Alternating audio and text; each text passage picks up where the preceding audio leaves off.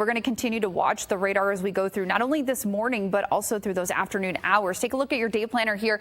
We'll see those temperatures really skyrocketing for us here in the metro. Temperatures topping off in the mid 90s by the time we reach that peak heat of the daytime. And I think we'll still have the chance of seeing some of those afternoon showers and storms in the metro area. I think it's going to be a little later, though.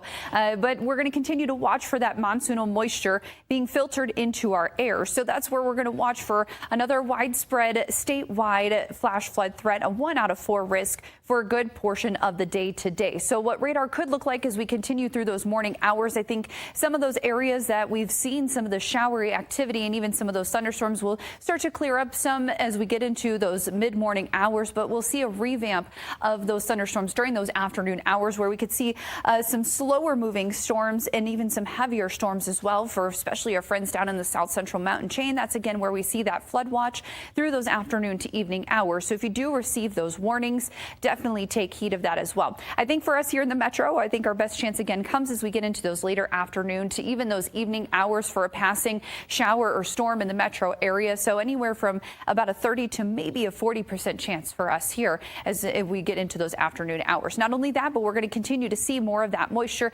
getting funneled into the area. So notice by tomorrow, that flash flood threat remains the same for the day tomorrow as it does for today. So as we go through those morning hours tomorrow, I think some spots could still see some lingering activity, but I think we'll dry out as we reach those mid-morning hours and then see another revamp of those showers and storms for the monsoonal moisture during those afternoon to evening hours. Notice that a lot of that activity remains off to the south and west in the early afternoon, but as that continues to work its way to the north, that's when we'll see the chance for the highest chance for us in the metro to see some activity during those evening hours. So as we go through again the day today, again, more widespread chances for rain, especially for our friends in the south. Again, Ruidoso and Alamogordo along the south central mountain chain will need to remain on that flash flood safety awareness through those afternoon to evening hours. Even across the northern New Mexico, I should say, again, we'll have the chance for some more of those widespread activity as we go into the afternoon to evening hours. Farmington's already seeing some of that activity this morning, but there's still another chance for an afternoon shower or storm is not out of the question.